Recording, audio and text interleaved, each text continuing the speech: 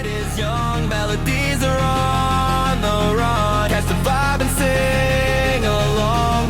Let Creative Corner take you Welcome to the Creative Corner podcast. We look forward to introducing you to the creative world right here in Philly. Today we have Tremayne Bundy, a local record producer and sound engineer. Welcome. What's good, Miles? I'm glad to be here. Yeah, I'm happy to have you here. Beautiful day. It is. So tell us about yourself. So you said producer engineer, so I'll start off with that. Majority of my producer work started off in college. So I was going to school in music business and technology, and I studied the tech side of music. But I started to become my own producer within the local area. I made my own home studio. I started gathering all the artists, get to know every artist around the area of my college. And I started to, make beats, get into other studios, get as much experience as I can. And then that stemmed off into doing the same thing in Philly, for all the local artists in the area and in the counties. So I've had almost 10 years of experience in the studios, both producing and engineering. I also am a producer of a podcast called The Wake Up Call, which is a podcast that features multiple different artists, mainly hip-hop artists, so that they can perform their freestyles on there. And that was an idea that my guy back in college had named Currency, and he's the main host of it. But we bring all different types of artists on there, have them, get for interview purposes, as well as a chance to show off their talent and their songs as well. And in terms of engineering, that spiraled off into other industries as well. So I also do like audiovisual engineering, both with live sound and with podcasting is technically audiovisual production as well, but I also do it for installation for buildings that are doing like enterprise racks and connecting cables throughout buildings, throughout floors, things of that nature. So my experience like spanned it off to a lot of different industries, to the point where I'm just doing sound work, period. Whether it's recording, mixing, editing, installing, or managing during a concert or something. I've had all that experience within the last 10 years since I've started audio. I kind of started AV pretty much around that time, dealing with cameras, dealing with just stage production in general, knowing how to operate different types of technology, whether it's light consoles, video mixing consoles, or video recording, and sound obviously on the side. So you mentioned that you've been kind of doing it for 10 years, but it sounds like you've been doing it longer than 10 years. Yeah, well, it's hard to determine because I've been doing music before I went to college. So before I went to school, I was learning guitar and bass, but I started off on guitar. And, once you learn how to work one instrument, it's easy to work others, So, like, if you can do a string instrument, you can, if you start off on guitar, you could do bass and vice versa. It's probably the same thing for, like, horn instruments, woodwinds, I'm pretty sure. But that's what I started off doing at age 11, and that's where my music experience started. And then I was also in a choir when I was young for a few years. And every year we traveled to a different country. We sang different types of songs, different cultures, different things of that nature. So that also broadened my experience with, just performing, I would say, but more so the management of like touring and trying to get the business side of things together. So yeah, really it's hard to determine like where my music career like officially started off, but it's pretty much been throughout my whole life at this point. So I've always had a passion in music and doing sound and stuff, or just the media in general, right? Because I've always had a passion for music and film, and just the combination of the two, which is an audio visual work in a way, because you're working you have video quality, you have high performance audio quality. So in a way, I kind of had just a thing for the art form of media, whether it's audio media or visual media.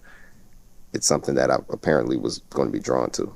So I'm curious about this choir because when I think of a choir that 11-year-old is in, it's one that might be at school or church, and it's typically not world touring. So Yeah. how did you? It was its own organization. It was a nonprofit. Mm-hmm. And it was just something that, if it was an extracurricular activity that you wanted your kids and you could do it, and it gave the opportunity for people to travel the world. So that was something that my parents prioritized over everything. But they also knew that I had some experience in music and stuff as well. And there's been people who've done music in my family for years. So they saw that I had a talent for that and just put me through there. And it was a good experience. I got to see a lot of different places, got to, open my view of the world at an early age. And it just also brought more of a passion of music in general for me. I love, like, majority of the work that I do in the studios are, hip hop, R&B, some Afro beats, some,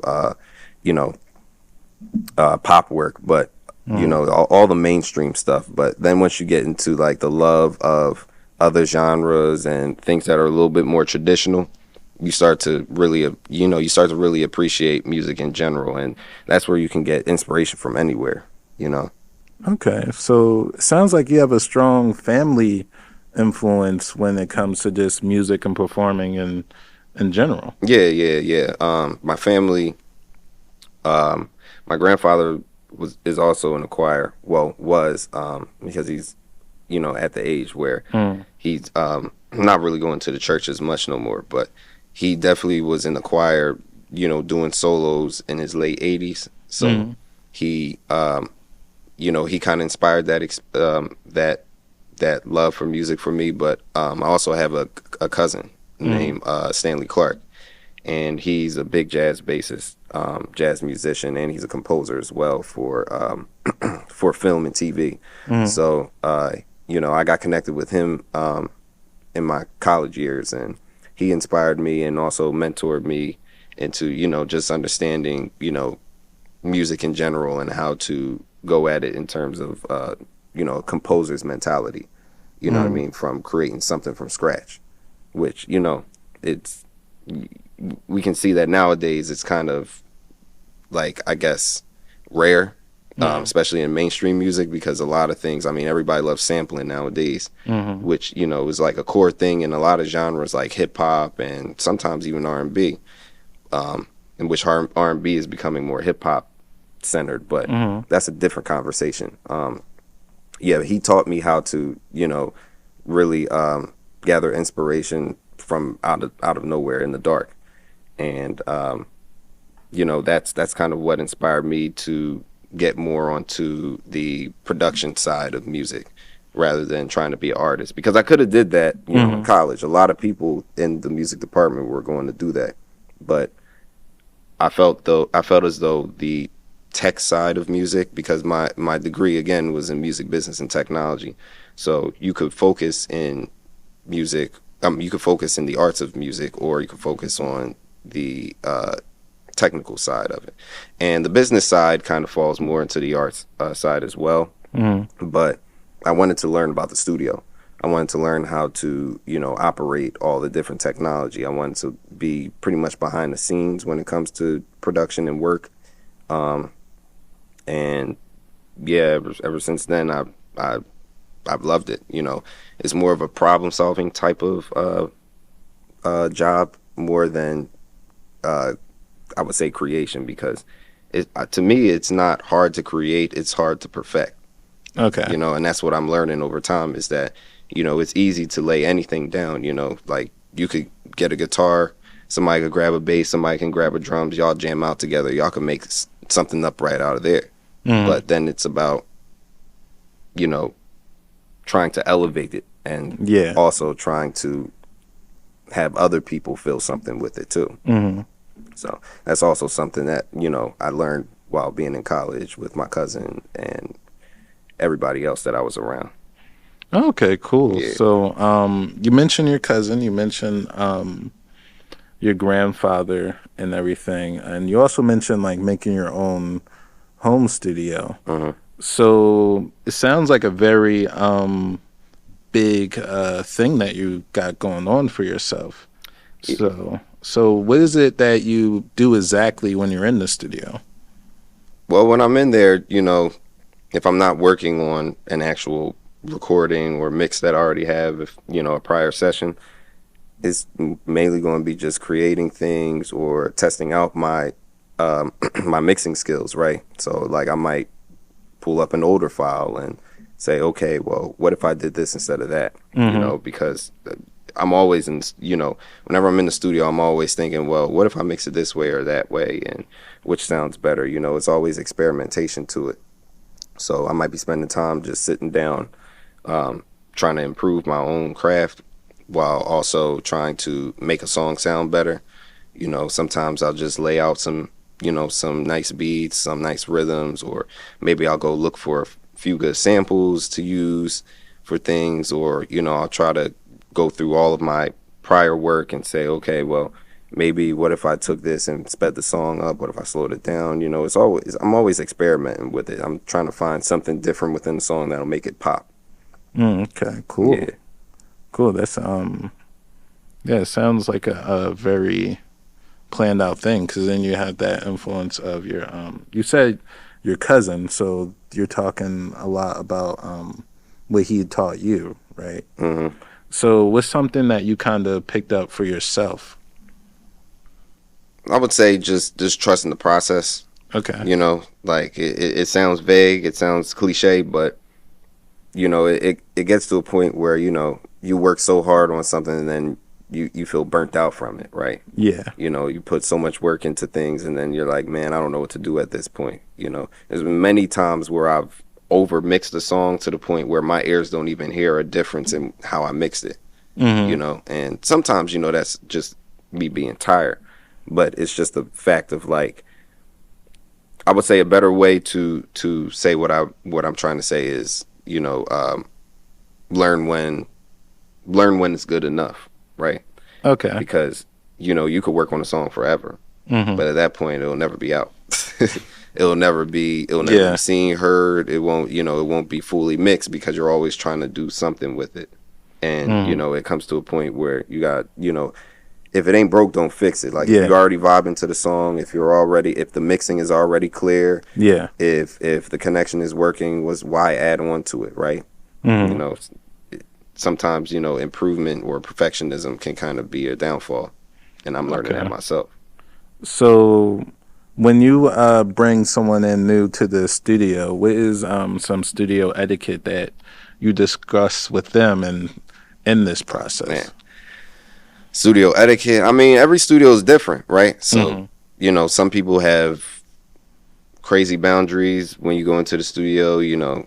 Some it's barely any rules at all. I've experienced all different kind of studios, very high end professional studios that have years of history and plaques on the on the wall and things of that nature. But then you'll go to another studio and some people are more comfortable there because there's not that many rules. They don't care about the quality of the studio as long as their mixing is good, right?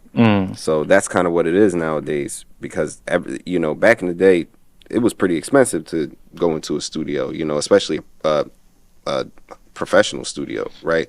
So there's a lot of ways that people are creating these hybrid recording stations, and as long as they pull out a good mix, a lot of artists don't care. The quality of the room, I always try to keep a good vibe within the room that I'm in. So, people always feeling welcome. I'm always making sure that they feel welcome. I'm always making sure that they're, that they're being attended to. You know what I mean? Because, it's easy for an engineer to sit on a chair and get lost, and now people are just waiting for you to be done and you're not really engaging with them, right? So that's something that I always keep in my head, just to be a little bit more friendly, I guess. I guess that's a better way of saying it. But you know, always keeping the studio clean, always keeping just a, you know, a good head on your shoulder, staying positive. I don't like, you know, bringing negativity in, because then, you know, how are we going to perform a good song? How am I going to get you in your best performance? You know what I mean? Because part of it is like, you know, making sure that like the comfortability is the most important part for me, because as soon as the artist doesn't feel the vibe, they'll leave, you know. And I've had sessions like that, you know, where people either wasn't feeling the songs, they wasn't feeling the studio, or they wasn't feeling my mixing, you know. And you know, it's an important part that I learned over the years. But aside from, you know, making sure it's clean and there's a good vibe, people will be able to work with you. You know, it's something that, you know, it doesn't require a lot for people to be impressed, as long as you're focused on, you know, having good music, making sure that, you know, you're putting as much effort into it as they are, and honestly making sure that they walk out satisfied. What do you like to see in your clients, and what do you hate to see in your clients? I mean, I like to see a passion, right? You know, no matter how you express it, in my opinion, because people express passion in a different way.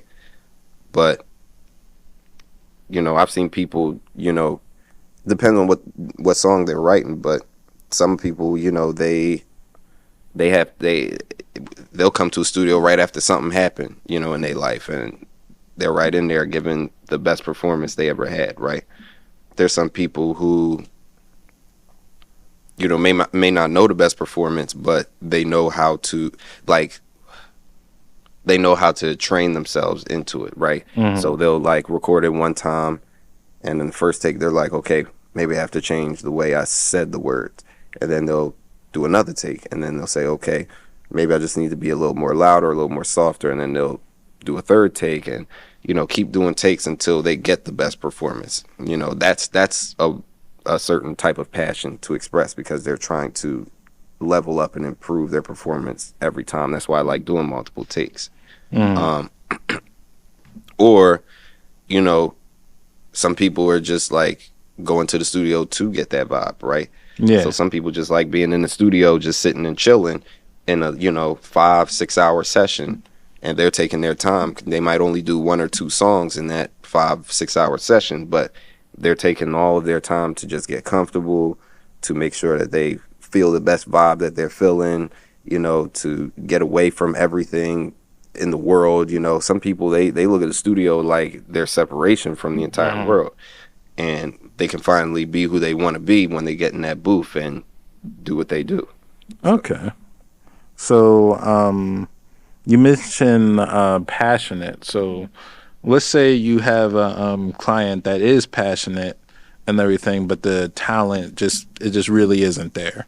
So how do you collaborate with them to make a product that y'all both can be proud of? I mean, you can work on that, right? Like I said, if somebody's willing to improve, then, and I see that, then I definitely will work with you. You know, I'm not one of those people who say, you know how people generally say people can't sing. Oh, this person can't sing, that person can't sing. Like, what are you talking about? This person just sold millions with their album. Like, you know, but I see singing as, if you can hold a note or hold a certain pitch and keep a certain rhythm, you can sing.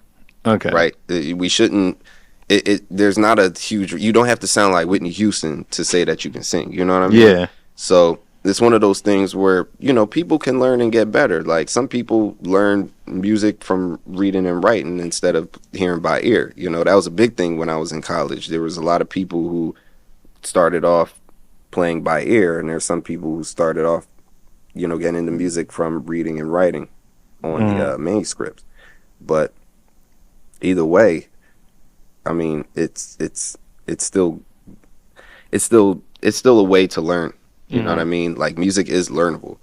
It's one of those things where, you know, as long as you know what level you're in and where you can improve, that there's enough drive in there to at least make something better. You know what I mean? There's people who don't think they're the best, or who know they ain't the best that are still doing good music out here. You know what I mean? And it's really not about like the approval of being better than everybody, because that's when like you're trying to like make it competitive. And I don't like thinking of music as a competitive sport. It's a collaborative effort, right?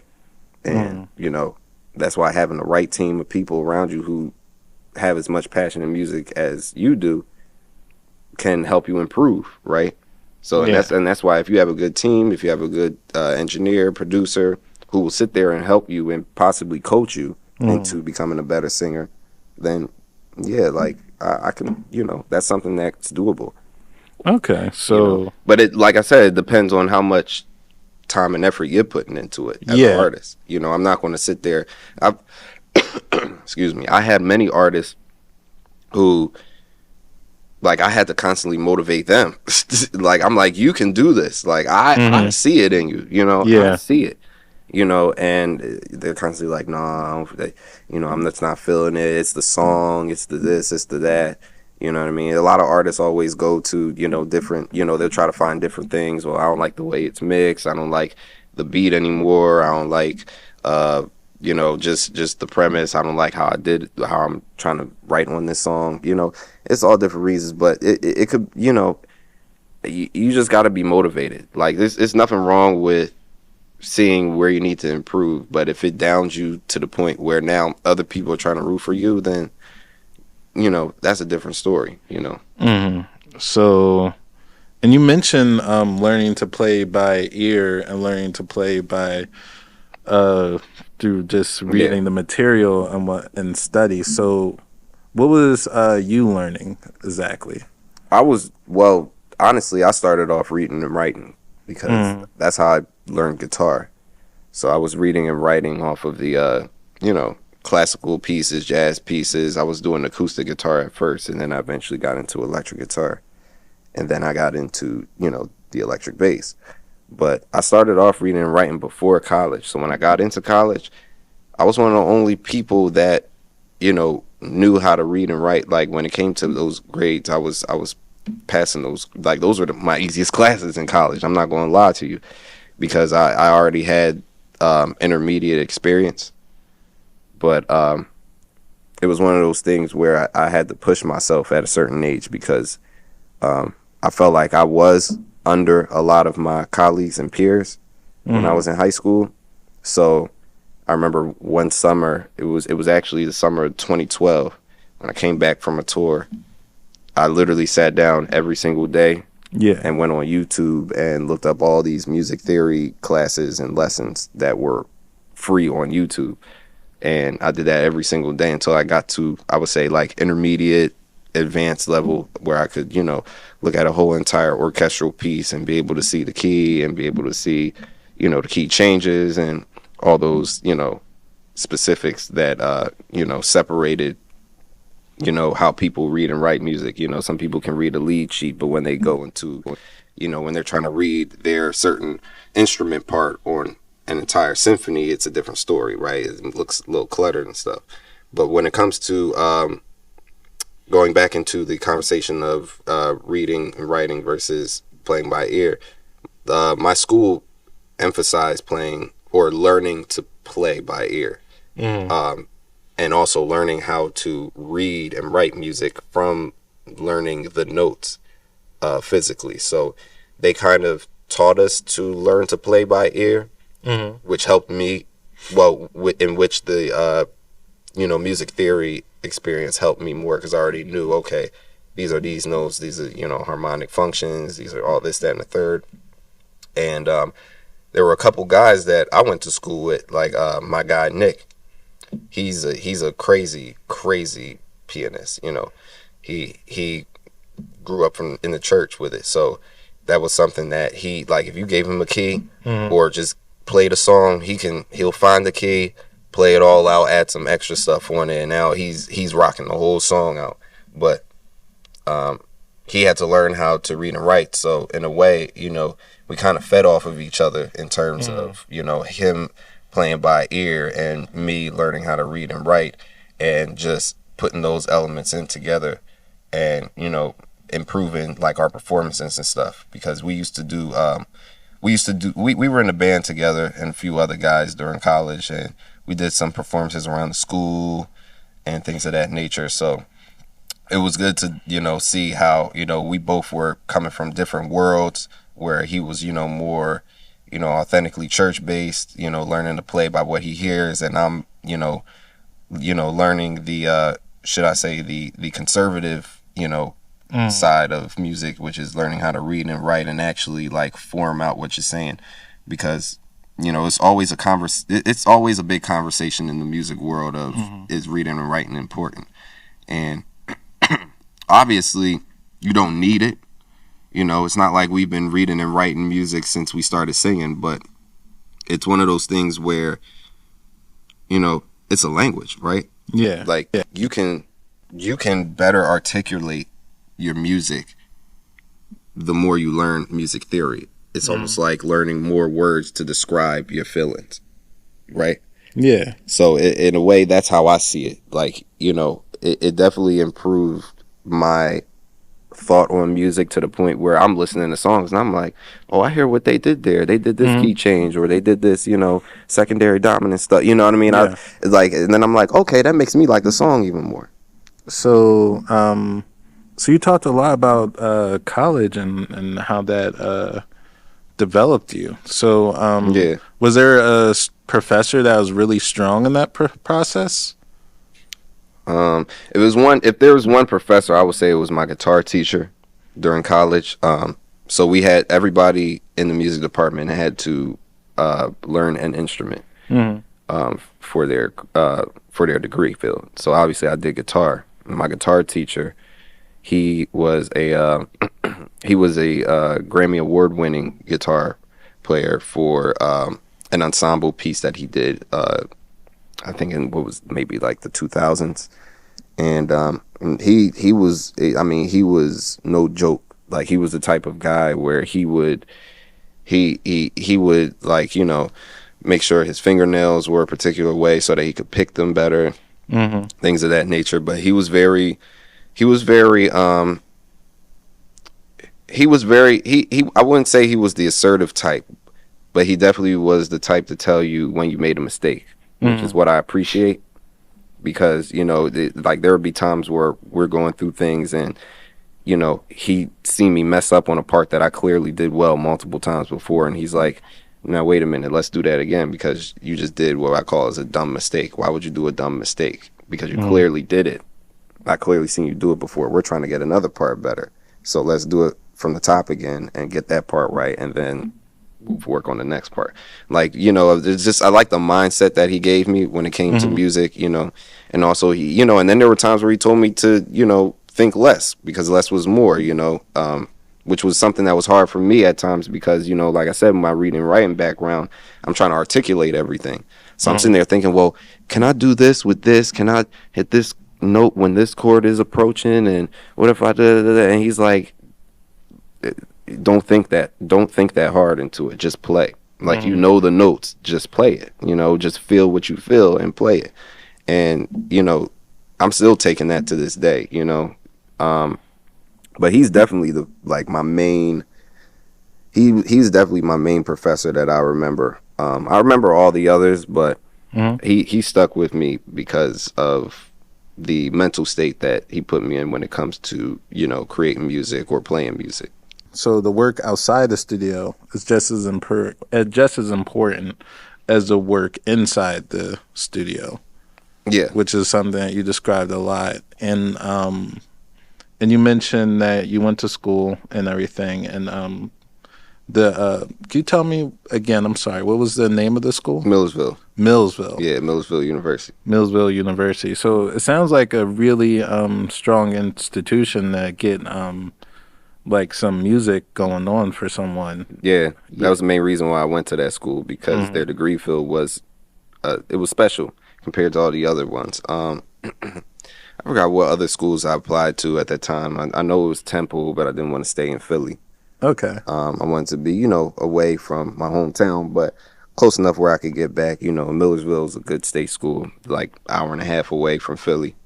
Not too big, and the music department I seen had a lot of perks that I was willing to get into. They were building new studios while I was in there.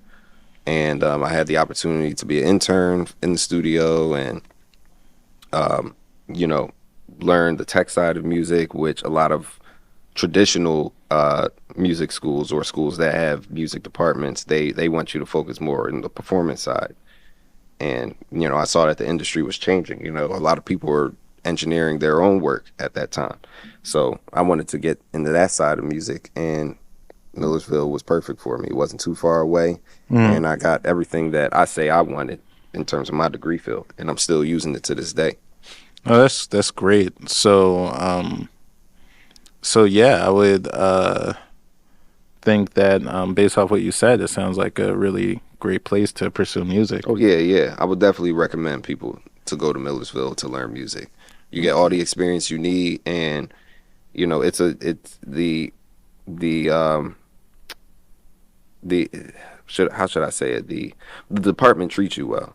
Okay. Like I'm not gonna lie, you know, I like that's why I said like the one that really stuck with me was my guitar teacher, but all my other teachers were they cared a lot about their students, and that's something I appreciated, and you know, it motivated me more to finish my degree.